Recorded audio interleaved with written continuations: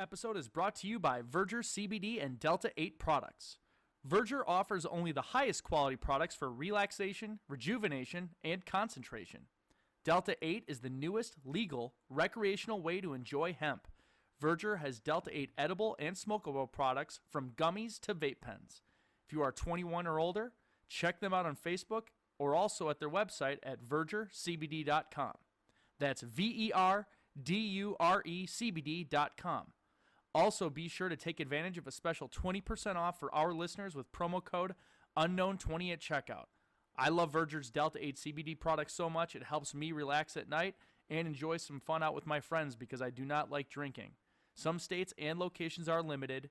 Remember VergerCBD.com and UNKNOWN20 at checkout.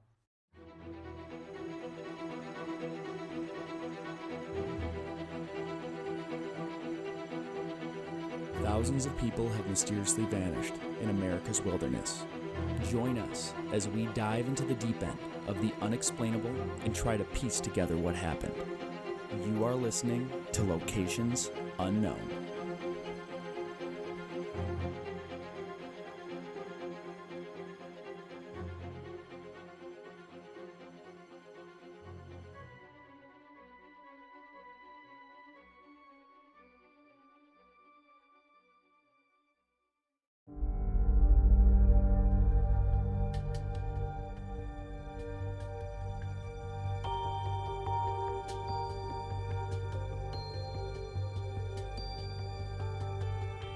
What's up, everybody, and welcome back to another episode of Locations Unknown. I'm your co-host, Joe Irado, and with me, as always, is a guy who can tie his shoes with his feet, Mike Vandebogart.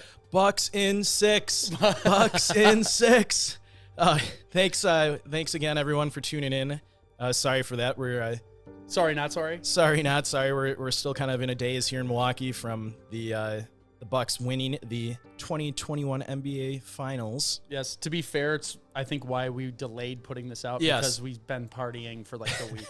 The city's been all jammed up too, so it's been tough to get around. But thank you once again for tuning in. And just a couple of announcements here before we get started. First, we'd like to thank some new Patreon supporters. So I'm going to blast through these. Lisa Jacoby, Lizzie Spalding, which I think must be related to you somehow, Hey, Joe. Lizzie, all right. What's up, Lizzie? Lori Allen, Cecilia Chang, Kate Fox, Olivia Happel, Samantha Hitt, Tammy DeFord, Michelle Duxbury, Morgan Schremer, and Mariah Hulzenberg. So thank you so much for supporting the show. Once again, this is only our second video show, and we've already upgraded the technology a little bit. We have multiple camera angles now, so all of the... We're assuming that it's going to work after this. So yeah. If you're seeing it and it's switching with our voices, yes, we figured it out after the fact. Yeah. But we're figuring this stuff out, and it's all because of our amazing Patreon supporters. Every penny helps. And we've got some big stuff coming down the pike. We're not going to talk about it yet, but so yeah, just keep supporting the show. We just recently had a Patreon supporter Zoom call, and I'm not going to go into it too in depth, but it was pretty fun. I don't know, Joe, I had a good time. It was our second one we've done. Yep. We had a lot of our supporters register, and then a bunch didn't show up, and we're going to post the audio of it. If anyone feels uncomfortable being on Zoom, you don't even have to put your camera on. You don't even have to talk. You can just tune in and listen. It's real laid back, relaxed. We just talk about hiking experiences, whatever people bring up is essentially. Yeah, and we've taken some updates from, we just reached out to a survivor that was lost, and it was brought to us by one of the Patreon supporters in the call. We've reached out to that person, so we're trying to get a hold of him to see if he's interested in coming on the show, but if you have feedback or would love to see something on the case, we're going to take your suggestion over others if you're a Patreon supporter. And if you're on the call and speaking with us, it's more likely that we'll work with you. So, sign up on Patreon and then try and join one of our Zoom calls. Yeah, and I'm trying to think if we got any other updates. Every episode I talk about how I need to get our store updated on our website. So I'm going to try and get that done before our next episode, which won't happen because we're recording another one right after this. Yes. So, other than that, I don't know. Do you have any other? I think that's it. All right, everybody, let's gear up and get out to explore Locations Unknown.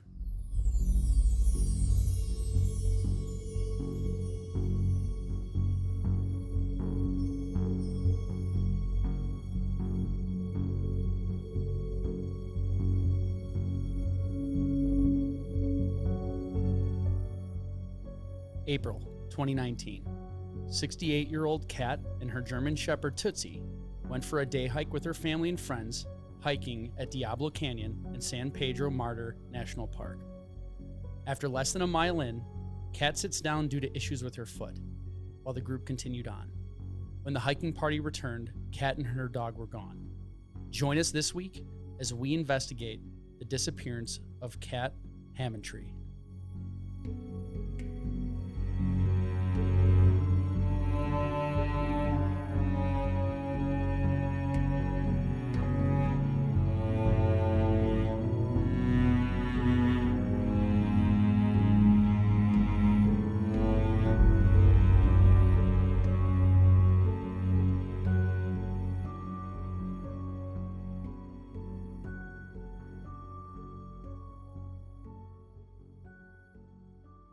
So, Mike, for this one, we're going a little south of the border. We are. It's not technically America, but it's close enough. We're in Diablo Canyon, which is near San Felipe, Mexico. It's about 120 miles south of the U.S. border on the western side of Mexico. And it's in the San Pedro Martir. Is it Martir? Martir? I think it's Martir National Park. So I'm just looking at a map right now. It's kind of deep in there. 120 miles is not It's on that the Baja close. of California. So it's that peninsula on the western side of Mexico. Okay. Yeah, I'm seeing where it is right now. We'll have the map pop up on the screen, too, when we get this thing going. But Yeah. where it is, it's in Baja California is the Mexican state. And Mexico is similar size to Crater Lake National Park. So it's about 180,000 acres. That's the size of this national park. Yes. Yeah. It was established in 1941, and it's very isolated. So people on the internet said it does not see a lot of foot traffic every year.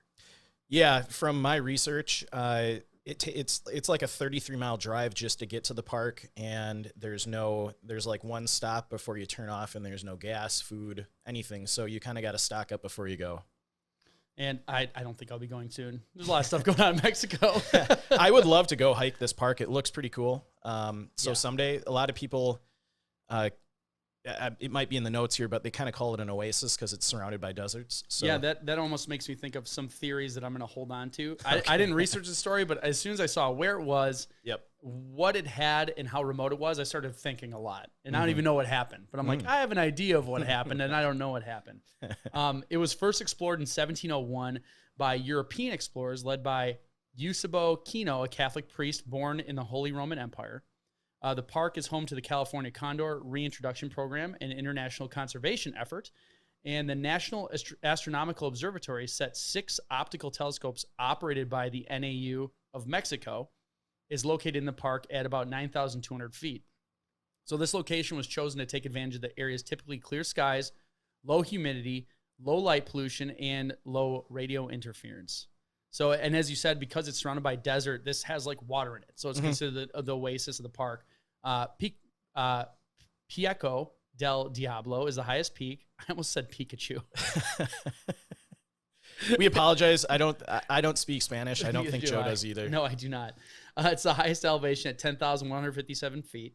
The park is also home to several deep canyons with many abrupt topological challenges. So it's a difficult park to get to navigate. It's very remote. So if you get into trouble, it's going to be hard to get out of there. Plus, I don't know how good the Mexican government is at rescue efforts or search and rescue and things like that. I don't have any contacts in the Mexican government as to that goes. I think sometimes you just are screwed if you're out there. Yeah. So for climate, average annual temperature is 68 degrees, so it's not crazy. Summer temps between 64 and 90. Average winter temps between 37 and 64. So it doesn't get too cold, but it's also not getting too hot. It's very temperate. It's not unusual for summer temps to reach 100 degrees or more, and the winter temps can go into freezing. I'd say it's not surprising. That's just average. Yeah. It's not crazy. Average precipitation is around 15 inches, so it is fairly dry. Yep. Seasons mirror seasons that you would see in U.S. parks in the lower 48. Coldest months between December and February, and the hottest between April and October. So even though it's farther south, it's still seeing a lot of the temperatures. Yep. Probably because it's more inland. Some of the fauna in the park. You have desert shrub. I can't even read some of this stuff. Fan just palm, the just basic desert stuff. It looks like it's more green. I'm just looking at pictures right now, so it's not crazy desert. You're still getting trees and stuff, but it's super rocky. Yeah. It's almost like if you had a desert, it was mostly rocks, and then a river ran through the middle of it, like the trees and plants that would pop up is what you're getting. Yeah, at higher elevations, you're 8 to 10,000 feet, you've got, your pine trees. And then in the lower elevations, it's more, your desert shrubs. Yeah. It's not heavily wooded, so there's not a ton of shelter if you get stuck up there in a bad storm. It's not like some of the national parks in the U.S. and like Colorado that are. Yeah, the plants are very sparse. From the pictures, you can see like there's trees and stuff, but they're not like compact. It's very spread. You can see like between all of it. So yeah, we'll get the pictures up while we're talking about this. As far as animals go, mule deer, bighorn sheep, cougars, bobcats, ringtail cat, coyotes. There's 30 different species of bats, bald eagles, golden eagles, vultures, and captive born California condors. So that's part of that reintroduction program. So not too much of a threat if you're not injured or, destitute laying out in the middle of the desert. Yeah. So I don't know. I'd say the main exposure issues are wind chill in the winters, heat exhaustion in the summers, just if you're hiking and unprepared, or if you're not used to that park or aren't good at reading maps, because it does have a lot of the peaks, valleys, slopes, things like that. It's not altitude per se, but a lot of rocky faces. Yeah. So difficulty in general. I don't know. What do you think, Mike? Yeah, I added one additional point that I kind of picked up on, some various reviews of hikers that have hiked this. If you're a U.S. Citizen and you've gone to Mexico to hike this park and it's your first time hiking out of the United States, you might, do some research before you go. Your experience is going to be, different than hiking in a U.S. park. So just, be mindful of that. Just some of the rules in the park, etiquette might be different. It's if you hiked a lot in the U.S., you might get really comfortable with, how things work. Our amenities. Yeah. Because if you go to any major national park, the amenities are insane. Yeah. Like you'll have a gift shop that like you could go there with nothing and get completely outfitted at a gift shop almost. Yeah. So, parks in foreign countries, we're not saying that this park doesn't have that stuff, but these are things you will definitely want to research before you go. Absolutely. So, what do you say we get into character profile? Yeah, absolutely. So, like we said, we're talking about Kat Hammontre. She went missing on April 11th, 2019. She is a female, age 68. We don't have a lot of information on what she was wearing at the time of her disappearance. There are some pictures that her husband had posted on Facebook after she disappeared that showed her in, nothing more than really a tank top. So, they all anticipated just going for a quick day hike in the afternoon. So, we don't really know what she had on for footwear. I'm assuming she was wearing shorts because it was pretty hot. But, this is something Joe and I harp about a lot. Even if you're planning on going on just a day hike somewhere, you should probably be prepared for at least spending one night in the park in case something happens. Yeah, absolutely. Even if it's like the emergency blanket. We're not saying, hey, bring a whole tent and backpack and all this stuff if you're doing a day hike, because that's a lot of stuff to carry. But having the proper emergency equipment, like one of those silver fold-up blankets, they get like 5 inches by 5 inches. It weighs nothing, but if you need to wrap up on the ground, it'll keep your body heated, and you'll survive a night in that, maybe even several nights if you're using it appropriately. On our YouTube channel, we actually have a couple really good videos from the National Park Service that park rangers talk about what they carry in their packs, and they carry a lot of similar stuff like this: a thermal blanket, a pack of matches, and a waterproof container. Real simple, basic stuff that can be the difference of life or death if you get lost. So we do know from a picture that we saw, and we'll try and post some of these on the video and the Facebook post, but she did have a cell phone with her, which I always get really mad when I hear someone didn't have a cell phone with them when they go hiking, even if there's no cell signal. And out here, there definitely was no cell signal, but she probably had it with her to take pictures. So personality-wise, she was well-liked by everyone who was around her. She actually had lived in this area of Mexico for quite a while. I was going to ask that because I'm like, what are they doing down there? Like, I wouldn't think of that seems like a very random place to find in vacation. Yep. So she lived near this entire So area? she's originally from Seattle, and her original career was paralegal way back in the day, and she at some point moved to San Felipe, and she taught English to Spanish speakers. Okay. And she did that for a long time. She was very well known around town. Everyone liked her. She was, from all reports that I saw, she was a very likable person. So on this hike, she did have some pretty serious medical things going on. Serious enough that if I was her son and she told me she was going to go hiking in Diablo Canyon, I'd be like, you probably should hold off. So just physical things that would recruit her? Physical or and mental? No, not mental. Physical, okay. Yeah, physical things. So in 2018, she had liver cancer, and she was still recovering from that. So she was pretty weak still, a year later. Like chemotherapy, all that stuff. All that kind of stuff. It takes a tremendous toll on your body. Yeah, and she was also a heavy smoker. So you can imagine she's already weakened from fighting cancer off, and she's also a smoker. So that affects your, ability to hike in altitude. And sure. And she also had some things going on even before she went on the hike. She had some issues going on with her feet. She had, I actually have her final blog post. She was a pretty big blogger, and she actually had a YouTube channel. So we'll post all these links in the show notes. But she had a YouTube channel and a blog, and her final blog post from April 5th of 2019, she wrote, "As some of you already know, I broke 2 toes on my right foot, and then today a dude pulling an ice chest full of beer rolled over my left foot. No big deal on the left foot, as I already had 3 broken toes. Jeez. The right foot is throbbing." So that makes me think she was really weakened from chemo. Like that can have an effect on your bones and everything like that. So she's breaking bones because she's already weak. And as you age, your bones start weakening. Especially once... I don't want to talk about that, Mike. Yeah, we still have some time left. Yeah, a little bit. But so, yeah, so not only was she fighting cancer and was a heavy smoker, but she also had multiple foot injuries prior to actually even hiking. So right there, like I said, if I was her son and she told me she was going hiking, I'd be like, why don't you wait a couple months, maybe next season? Like, you really aren't in the condition to do any type of hiking, especially... it'd be one thing if it was up in the States and she's like, I want to go on a quick day hike in Glacier or Yosemite, somewhere that's like a short trail that's heavily trafficked, close to medical help.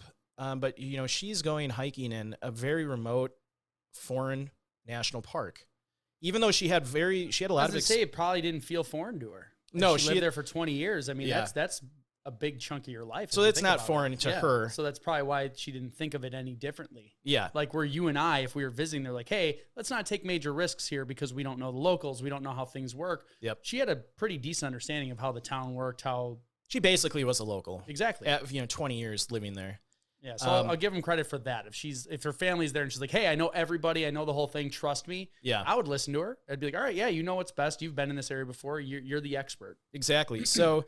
all of her friends and family described her as a very seasoned hiker, and she knew this area very well. Like we said, she's lived there for decades. So I don't think not knowing the area played a factor in her disappearance. I also don't think being a novice played a part in her disappearance, even though, like we said earlier, it doesn't seem like she was prepared. Even though it was just a day hike, that's just me. I always, prepare for at least a night in the park. Sure. Absolutely. So that's kind of some basic information on Kat, and I'm just going to jump right into the timeline. So this timeline there wasn't a lot of official information on what happened. There was quite a few posts from her husband on Facebook that I was able to find, and I'll mix some of his statements into the timeline, and I also do have another file here that I'm not going to read the whole thing because it's pretty long, but I will mix in some... To summarize it? Yeah, so her husband actually provided a very detailed account of what happened that day, and we can even go into some of that at the end of the episode. But so, like we said, she went missing on April 11th of 2019.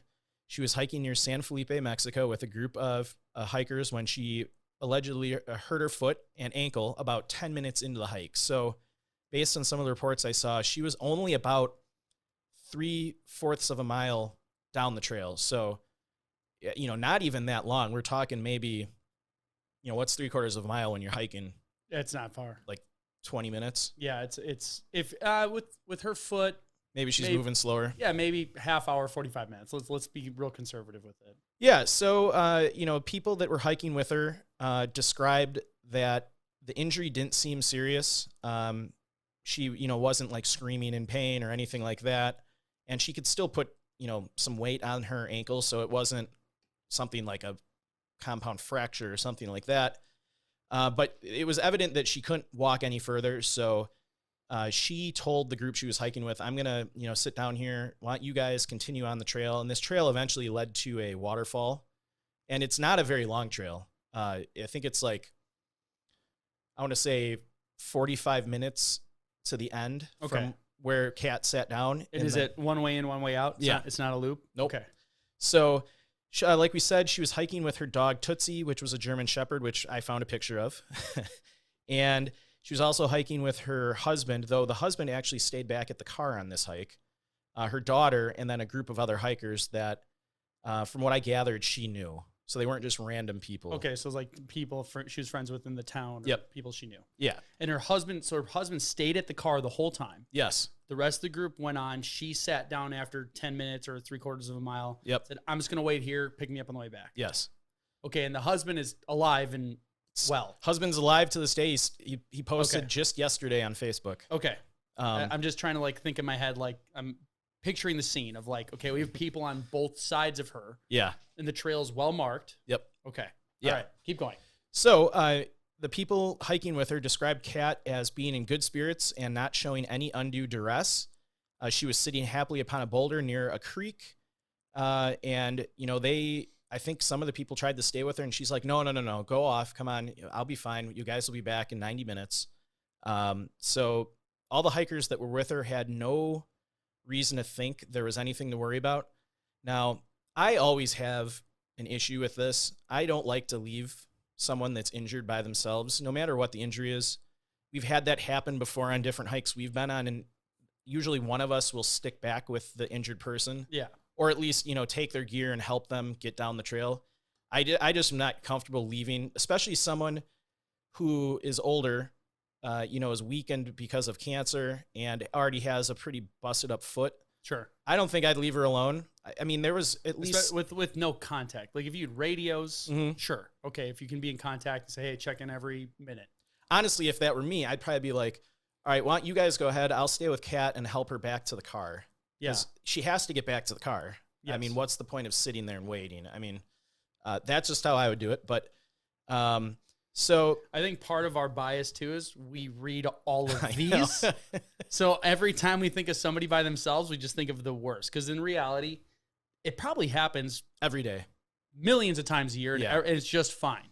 So, but here's the deal: is anything you can do to reduce the potential of something going wrong, you should. Yeah. Because all it takes is those perfect cases. I'll take this 1 second to rant because I see these on hiking boards every now and then where there's people who aren't regular hikers and like, hey, dude who's got walking sticks and Tevas and blah, blah, blah. My daughter did the same trail and flip-flops with her Barbie. It's like, yeah, she did great. And it's great. Everything went fine. But yeah, you shouldn't maybe hike some of those trails in flip-flops and her Barbie, even if you can. Yes. I always want to jump in and be like, well, here's at least 45 episodes of cases where that didn't work out. But I'm like, no, I'll leave it. But yeah, and I mean, there's also different situations. If it's a guy our age that got hurt and is staying behind, that's one thing. But like I said, someone like Kat who is older and already has some pretty serious medical issues, I would probably stick with her, even though and there were I think there were 7 or 8 in the group, so there were plenty of people that somebody could have hung out.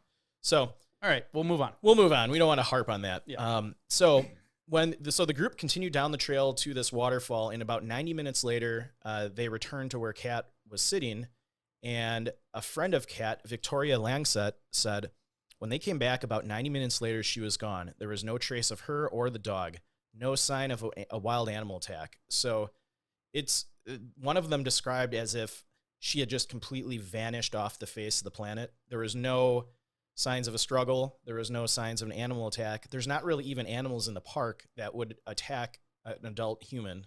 Sure.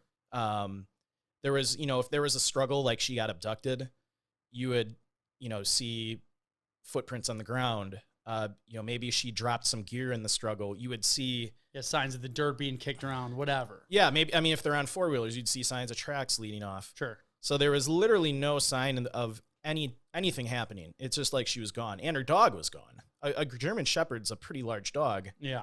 It's not like she had a little poodle or something with her. So that's strange. So as soon as the group got to the spot where Kat was at and realized she was gone, they instantly started fanning out and yelling her name. They were also yelling the dog's name. They didn't get any response, and they kept saying it's as if she never had been here. So not only was she gone, but like we said, there was no evidence of any kind of struggle or signs of wild animal attack, and her dog just vanished in the thin air as well. And now it's getting later in the day. So this hike was started in the afternoon, and now it's later in the day. So when they got back to the parking lot, they were honking their car horns. They were turning their lights on and off. And they also continued to go up and down the trail yelling her name. So you would think if, maybe she had to go to the bathroom and went off trail a little bit and got injured. And if she was still alive, she would hear the horns honking. She'd hear people yelling. Her dog would be right there. Sure. That doesn't make any sense either. So Kat's husband told the police that he waited for Kat at his car, but she never returned. And so this is part of the thing that is really strange about this case. So you have an in-out trail. There's one way in, one way out. Her husband was at the start of the trail at the car. Mm-hmm. Her friends hiked all the way to the waterfall, and yet no one saw her.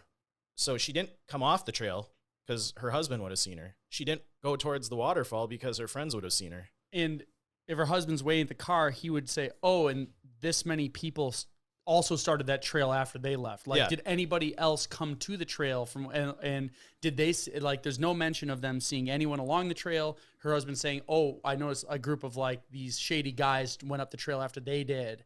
Yeah. Like, it was just them out there. It was just them from all the reports I read, and I could have missed something, but it sounds like there was no one else that entered the trail after that party did. Yeah, so, based on the remoteness, I'm guessing that's the case. Yeah, this park actually reminds me a lot of Canyonlands. This was kind of the same experience we had when we hiked Canyonlands. It was very desolate, remote. We saw like 3 people the entire week we were in the park. Okay. So it's strange. One of the people in the group actually even had a drone that they were flying at night trying to find her. So, like there's another, if she's an experienced hiker and she's injured out in the park, because she's a smoker, she obviously probably had a lighter on her. She could have potentially started a fire, and that drone at night would have seen that absolutely. Easily. From a mile away if you had a decent fire going or a flashlight or anything. So already kind of right off the bat, things just don't add up to me. So fast forward to the next day, so the 12th of April in 2019, the authorities were soon notified after Kat was missing, and on the 12th, a massive search and rescue operation kicked off, and I was actually pretty impressed by the amount of searchers and technology that was used. So the search team included local search and rescue crews, tracker dogs, Mexican military helicopters, but nothing was found. The dog wasn't found. Langset was, quote, and this was the friend, remember, she was quoted saying, a bloodhound right now is the only hope in finding her. She's been out there for 3 nights. So even people of San Felipe started a Facebook group. They were asking for help. Anyone that had desert search experience to come down and help with the search operation. So I'm guessing, while the Mexican military was doing the best they could, they're probably not properly trained like some of our search and rescue teams here in the U.S. are for missing persons. Yeah, I'm guessing they don't have the resources that we have access to, or the program set up. I could be wrong. Yeah, but even so, if they have a dog that can seek it out, you think that'd be good, especially potentially finding the other dog. Yeah, so they do end up bringing in a dog. So we'll get to that in a minute. So on the 14th of April, Kat's husband posted an update on Facebook, and I'm just going to read this verbatim.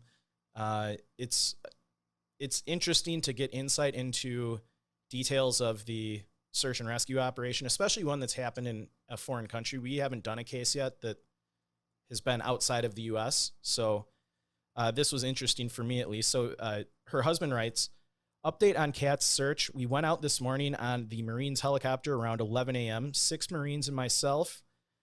We touched down about 2 miles north of Piachu del Diablo. Then we proceeded to sweep back to the creek. We found no prints or any signs of Tootsie. We then headed back to the parking area at the mouth of the Arroyo to meet up with the rest of the search team. Sorry, I'm going to butcher this. Protección Civil from Ensenada has a team of about 25 hikers combing the area. The Marine chopper will fly again in the AM, although visibility is not very good from the air due to some thick vegetation.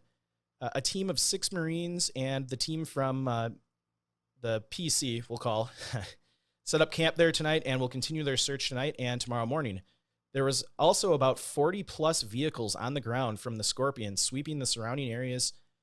We will continue to search until we find something. As of now, we have not found signs of an animal attack or anything like that. We are still very hopeful she is hidden away somewhere in the brush. We will be out here again tomorrow. If anyone can provide information on search and rescue dogs, please contact us. So, very interesting insight into the search that was happening. So not only do you have a Marine helicopter kind of, hitting it from the help air. From the U.S. military?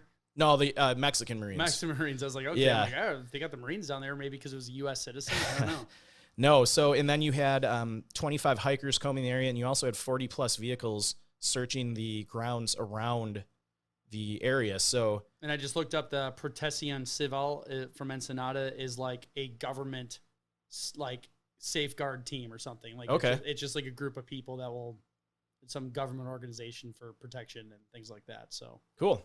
So moving on to April 16th of 2019, Civil Protection Chief Antonio Risquales announced the search was being called off and the case had been turned over to the State Attorney General's office.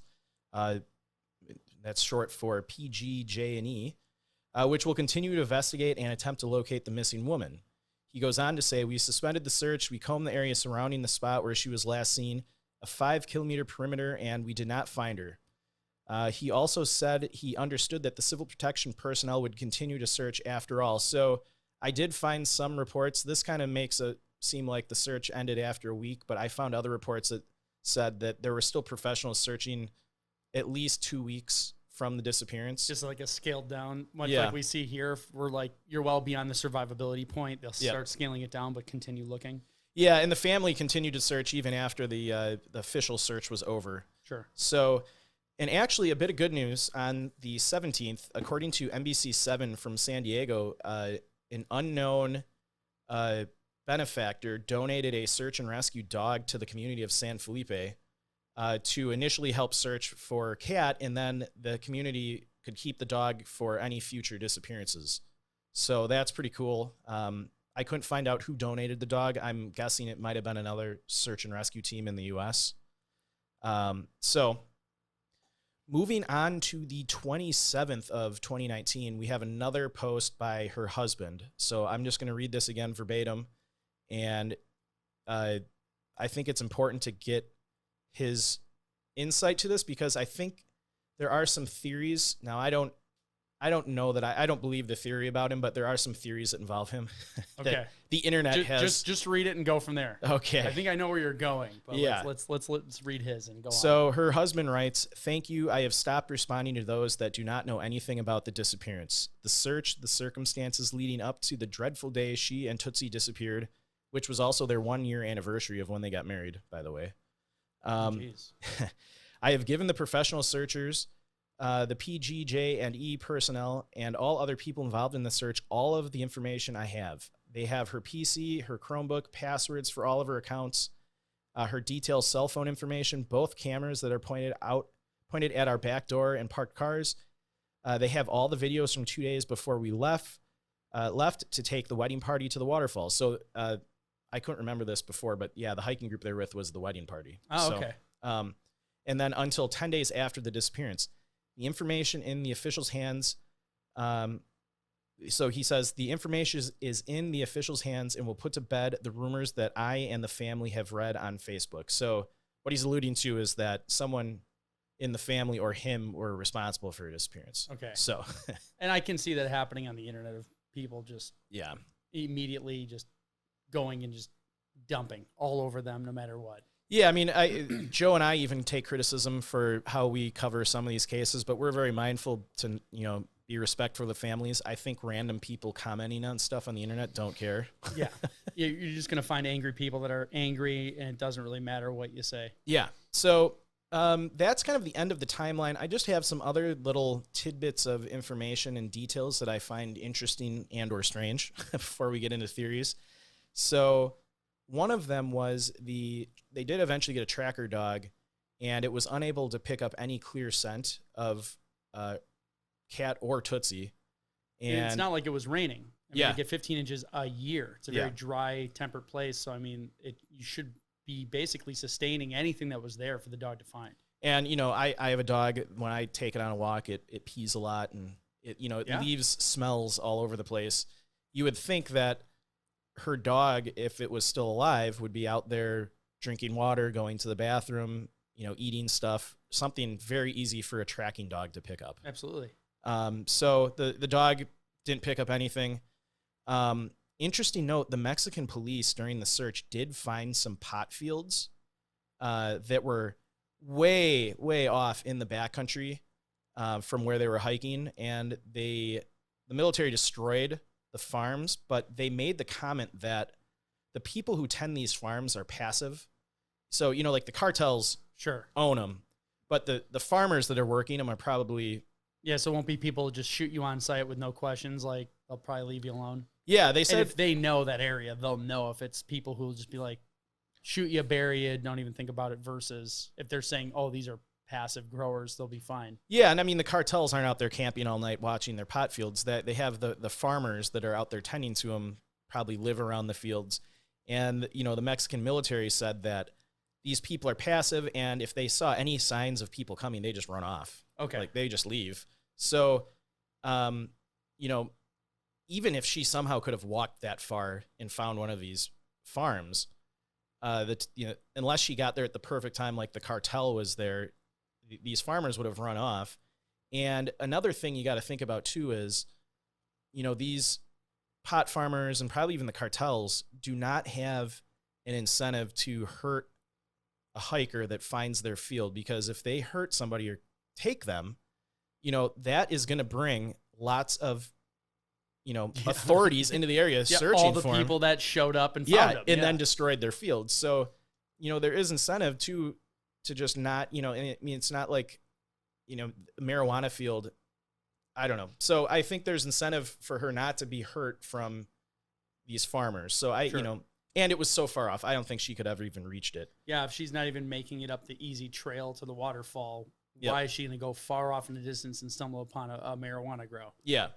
One other just interesting note, I did mention just a few moments ago that this was her 1-year anniversary of her wedding, the day she went missing. So it's like to the day? To the day. Oh, geez. So that could be a coincidence.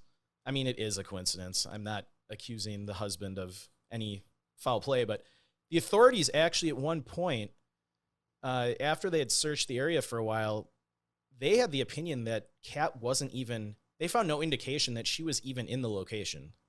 So they actually made her husband provide photographic evidence that she was there that day. So they found so little, they thought they were lying about the whole thing? Yeah. Like maybe you're lying about her death to cover something up. Yeah, maybe she never even went hiking with you. Like, wow, so he's like, hey, here's our group photo from here's the... Yeah, he had a photo of her leaning against a cactus from that day that they were able to photo stamp, like timestamp to that day. Jeez. Now, obviously, anything can be faked, but it was sufficient enough that the Mexican police believed him. But it's just interesting that there was such a pristine area that they thought she wasn't even there.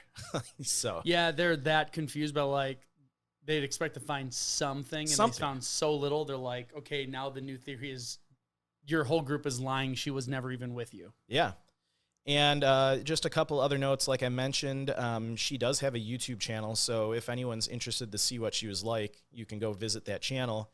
A couple more things about the trailhead. Like in U.S. national parks, kind of in the main area, there's probably some security cameras that you might get recorded on. There were no cameras in this area, so there's no evidence of people coming and going. The trailhead, you got to drive 33 miles on a dirt road just to get to the trailhead. And sometimes the road gets washed out. So that was why they said that even abduction doesn't seem like a good theory, because they found no evidence of any other vehicles coming or going. Yeah. I mean, so that's a puzzling, fact about the case. And, a couple final things was her family and friends said she was very familiar with desert survival. So, and she has actually been lost before in the desert. So she, not only does she have experience in hiking this type of climate, she's actually been lost. Jeez. So if she got injured and was just stuck out there somewhere, she has a good understanding of what she's got to do to survive. Survived it one time, and now this time she's on a trail with people. Like, yeah. Quite literally need to stay in one spot the whole time. A quarter of a mile from her car. Yeah. That is... With her dog. That's wild. So... What do you think? What do you think? Come on, you go first this time. Oh, boy. I had so many theories, and you blew most of them out of the water like, when you're going through what they were thinking and what they said. So, well, I'll go into a couple of the theories that law enforcement and family had. Okay.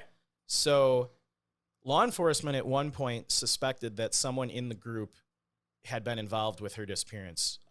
Like we said, either she died before the hike even happened, or something happened on the hike. But they were all comprehensively questioned, and the police came away satisfied that none of them had anything to do with her disappearance. I was going to say the main group was together. Yeah. The only one that would be, I would say, risky is the husband. However, he had no idea that she was going to not make the hike. But he was also back at the car with another person. Oh, okay. So there you go. Even Yeah. if he's by himself, it's like, how does he know she's going to stop? Yeah. She would have to stop, actually hike back to the car, and he would have to pull something off. Yeah. And then cover it up. So, which is, but if he's with somebody else who's corroborating his statements, this is wild. Yeah. So that was the main police theory, and I don't think the police ever released. And this case isn't that old; it's only a few years old.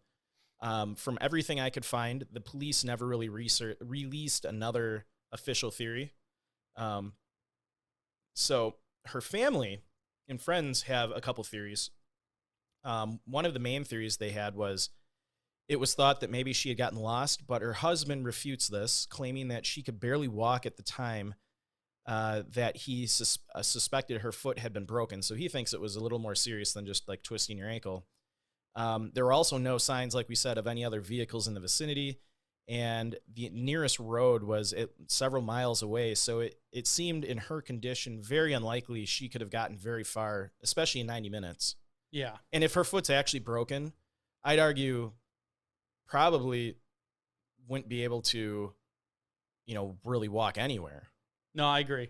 Yeah, I think that would be very difficult for her to do. So a couple other theories that her husband had, and I mean, some of these go from, quicksand. I don't know if there's quicksand in that area. Yeah. Or she fell in a mine shaft or a well. You would think that if there are any mine shafts out there, the search and rescue teams would know those and look in them. It's possible she did go for a walk and got lost and climbed into a cave and was bitten by a snake. Again, if that was the case, a tracking dog would find that, especially if there had been no precipitation before the dog got there. If it's just... Yeah, absolutely. I mean, we talked to the guy who worked with the dogs, and he's like, if it's raining, how it works is people are shedding skin all the time and shedding oils, and that's what they smell. So there's dogs that you can still pick up scents after a rainfall. It's just more difficult. But you're in a dry area that everything's just kind of sitting there. Yeah. There's no reason any of her scent should be that gone. Or again, if they're tracking the dog, that dog's going to shed like crazy. Yeah. So if they weren't unable to track the dog or the person, that's pretty wild. So, he also said maybe it was an abduction, but again, there's no sign of a struggle. There's no tracks from a vehicle anywhere around where she went missing. That's where I would say you have people, it's not like it's a loop. Yeah. And you have people on both ends of this trail. It's so wild. Yeah. So he said maybe she followed the stream downhill for some reason. There was a stream that she was near. But again, I just don't see her getting very far at all. I mean, Joe, we were on a hike when you banged up your knee. Yeah. and you're a young guy. And my foot. And your foot. And then the separate hike on my And foot when I couldn't even walk that one day. Yeah, you were a guy in your late 20s, and you were having a hard time going down the trail. Yeah. Like now, fast forward to a woman who's 68 that just beat liver cancer, has a bunch of broken toes already.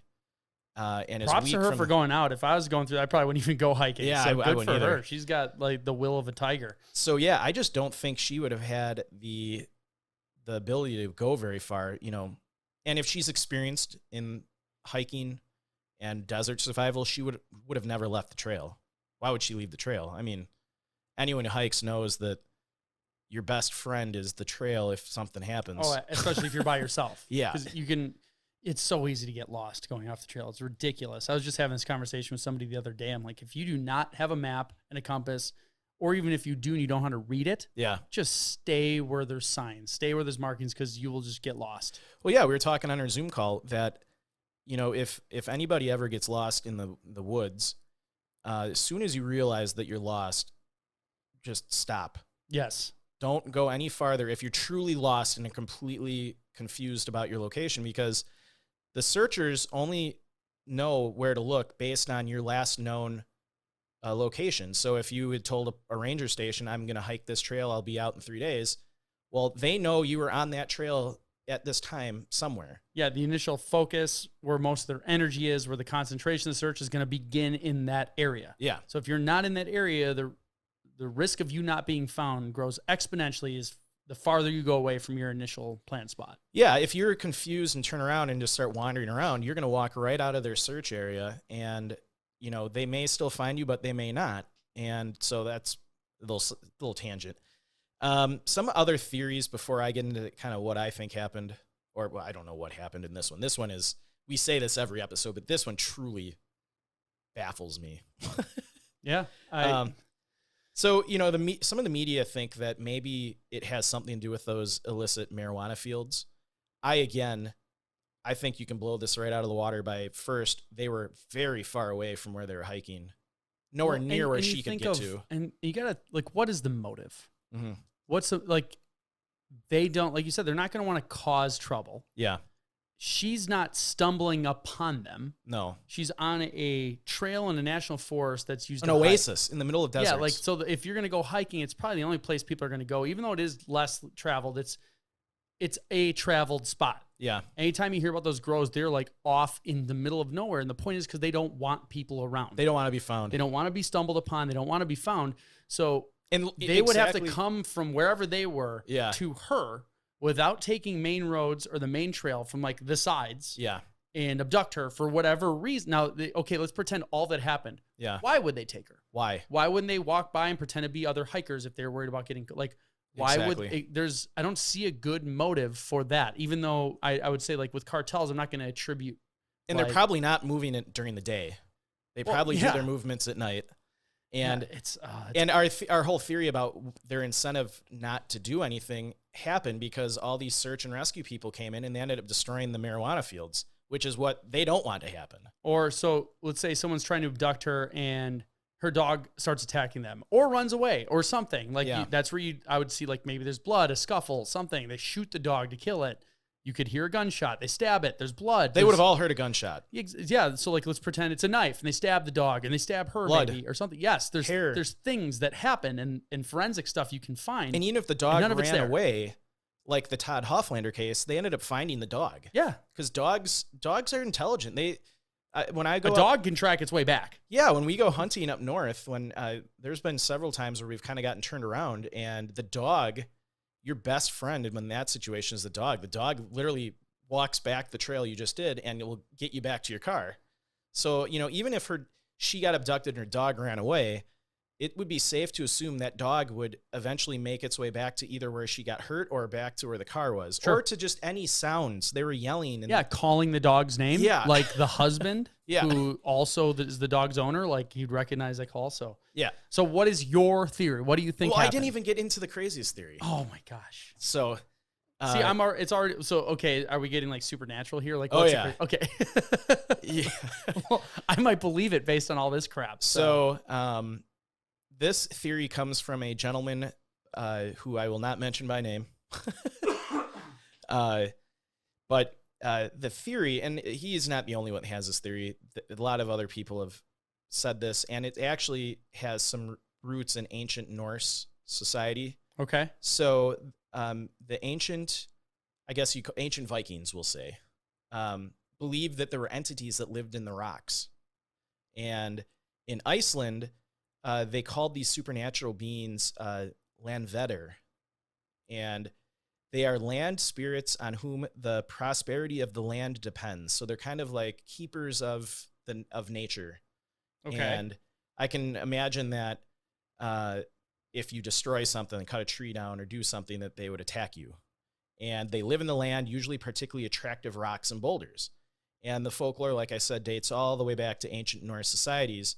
And many in Iceland to this day still treat them with respect. It's kind of like a folklore kind of thing. And there's a lot of big boulders where Kat went missing. So this individual who, came up with this theory said maybe something supernatural is going on. Maybe it's these boulder entities. Here's the deal. So far, that makes some of the most sense. Right? So my theory, I always go through what I don't think it is. I don't think it's an animal attack. I agree. They'd see the scuffle. There's no animals in the park that really pose a threat to her, especially not that short a time. And with a German Shepherd. German Shepherds are 100-pound That dog. will scare away. So, like, the only thing I could think of from the list of animals would be some of the cats. Yeah. The 2 big cats, and the dog would Maybe at night, though. Maybe at night, but most certainly the dog would keep them away. Yeah. Dog will, like a German Shepherd will defend their owner to death. Absolutely. So I don't think it was an animal attack. I don't think it had any of the theories that involve her moving from where she got injured. Just because she had 2 broken feet, basically. Yeah, 2 broken feet. What, 5 broken toes between the 2? Yeah. Or was it 3 on one side and 2 on the other? Something like that, yeah. And she was weakened from, liver cancer and a heavy smoker. I just don't see her moving very far from... in Zion, yeah, we were in the Narrows, in water for the days. Remember, my blisters were terrible. I was actually worried about infection. I got, like, the cream and stuff. Yeah. And I had to take an entire day off. I couldn't walk at all. Yeah. And I had hiking poles. And that was just blisters. I know. If I had, and that's on, they were like on the sides of my foot. Your toes, when you're walking, yeah, they roll on them. If I had broken toes, like I would probably. He's so painful. Like, yes, I was younger and I could deal with the pain more, but I still needed a whole day off. Yeah. She just went through chemo. She's older. She has 5 broken toes or several broken toes between her 2 feet. She's not going anywhere. No. She couldn't even make it up this trail. Yeah. So I can't see her wandering off, or even if she's like, maybe she's sitting in the sun and goes to look for shelter. She's not going a mile away. So, like, if you're looking off trail, like for a rock outcropping or a little cave, like, I feel like you have a bunch of people searching. They could find, hey, this lady had a broken foot and was sitting right here. This is where we left her. Yeah. Where would she wander off to go? And why would she have incentive to go find shelter when she knew they'd be back in 90 minutes? That's not a very long time. Yeah. I mean, so I don't think that is an accurate theory. I mean, because this is such a recent case and the family is still alive and active on Facebook, I don't want to, accuse anybody of anything. This is just, in my head, this is just the theory that makes the most sense based on the facts. So no emotion. No emotion. This is what could be in your head. In my head, because I think that's fair to if anyone listening, think about all the stuff we just said and what makes the most sense. I personally don't think she ever was there hiking. That her or her dog. So what would the benefit be for her, her husband, the group? See, now that I don't know. It's a little coincidental that this was her 1-year anniversary from her wedding. I don't even see that, because if I lived somewhere and taught English and got close with like a village, like say I went to Africa and I got pretty close with the guys I hiked with. Like if I ever go back to Tanzania, I'm Facebook friends with them. I'm definitely going to meet up with those people. And I was only there for 13 days. Yeah. If I spent 20 years in a community there and I wanted to go somewhere on vacation, I'd probably go there. Yeah. So like I could say, oh, it's my 1-year anniversary. I'm going to bring my husband back to this place I lived and like participate in the stuff here. I don't know. So it doesn't even seem weird to me that she's there. But just thinking through that theory, I think I've already blown it out of the water because her daughter was there too. Okay. So say a husband and wife are so fighting that he's like, yeah, I'm going to take her out on this hike and disappear. But her daughter is there. Like, her daughter's not going to go, her daughter's not going to be in on that plan and then lie about it to the authorities or the other people in the group. Like, are they all going to lie and tell the same story? That's the thing is, like, if she went out with just close family. If it was just her and her husband. Yeah, and there's like, oh, hey, he took out a life insurance policy when they got married, like something like that. Like, okay, that's suspicious. So I just talked through, blowing up my own theory in live, Yeah, well, it's the whole idea of, initially I thought when you first started the case, I'm like, oh, cartel activity, 100%, like remote. And they're like, no, she knows the area, no cartel in the area. I'm like, okay, that finished that. Then I'm like, okay, maybe it was the husband for whatever reason. No, he was with somebody and he didn't even go on the hike. Yeah. So he wouldn't have even known. And her daughter is there. And she just wouldn't have known. Lie about it? Yeah, she wouldn't have known she stopped. Yeah. As far as he's concerned, she's with this group going to the waterfall. And from what it sounded like, he didn't know anything was wrong until they came back and informed, like, hey, she stayed behind. She's not there anymore. Yeah. Her daughter, among the other people, are the ones that went to the waterfall. Yeah. And it was her and her dog. Yeah. So, like, did she... here's a crazy one. Did she say, I'm going to wait here, ended up, being stubborn, hiked back to the car, and her husband did something then? But her husband was with another guy's her husband wife was at with the another car. guy. Exactly. Yeah. It was with another car. And what? He had less than an hour to accomplish whatever thing he was going to accomplish that he had... Before her daughter and all the other people exactly. get back. And it would be, okay, how would he know if he was pre-planning something? Yeah. This was a sprung on him. Yeah. It was spur of the moment. It's not like he planned for those events Where happening. did he hide the body of her and the dog? In that short time. And then, so I can't see foul play. And he's an older gentleman based on stuff I read, and someone said he even has some health conditions too. So, like... Well, and what is the motive? What's the motive to do it? What is the motive? There really isn't one. And it's just nothing lines up to make this like this one. I think I'm going with Boulder entities. I mean, that literally seriously, yes, that literally we're makes gonna lose the most listeners because sense. we're like, yeah, Boulder entities. I'm like Giorgio Papadopoulos or whatever that guy's name is. Yeah, the crazy hair from Ancient Aliens. Yes, I mean, anyone listening, after you've heard the facts of this case, if any of you can come up with like a reasonable explanation of what happened to her dog, what happened to their bodies, why nothing was found, I'll send you a hat for free. Yeah. Yeah. Anything that like makes us go, yes, maybe. Yeah. Yes. That's great. Great deal. Yeah. If you have a theory that says, yes, maybe, I'm going to throw one on the table just to make it harder. Maybe she found a cave and fell in it.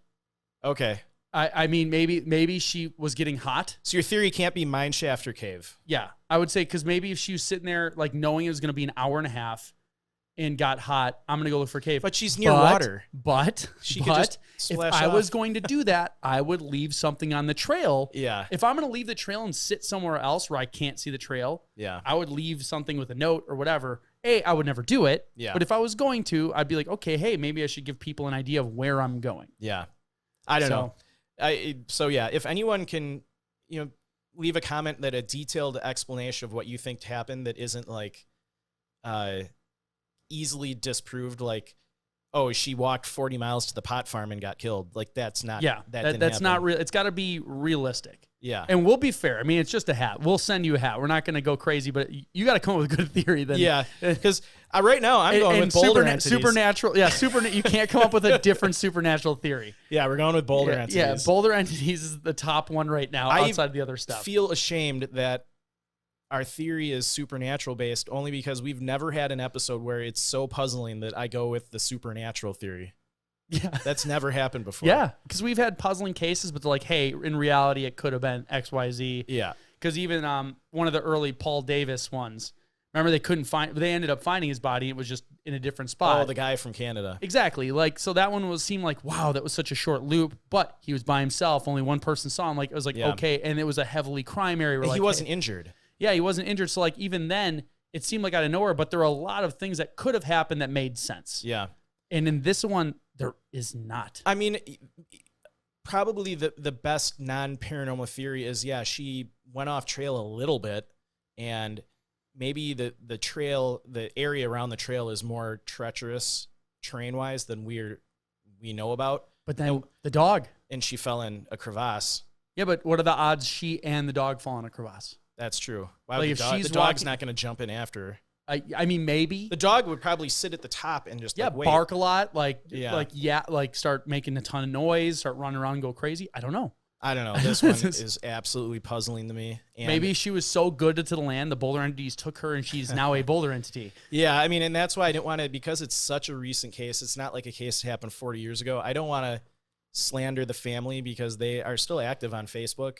Well, and here's the And- deal. I don't think there's sufficient evidence pointing that it was foul No, play. I don't think there's I any don't. evidence. And I would say, hey, sorry if this is not, but this is a real possibility. I would say, yes, it looks like there's a real possibility a husband could have done it. Yeah. But I don't see it. If it said like, oh, they took out a giant life insurance policy and he took it out in her name 3 months before the trip, Right. and it's way bigger than what their careers make sense for. And there's It's no like, hey, indication that they were fighting or arguing or anything. well, that's what I'm saying. Like, there's not anything like that that's like, it's a little bit of red. And her there's daughter, no red the thing flags. that her daughter was there. Yeah. Like, if her daughter, Well, pretend her husband and her daughter were in on it. Then Right. there's other people there Yeah, that she's friends there's with. another like 6 people there. from the village. Yes, Yeah. there's too many people involved for it to be something like that. unless the entire group was in on it, which just seems, Well, then what's the motive? it seems less likely than Boulder entities. Yeah, I know, right? There's no motive.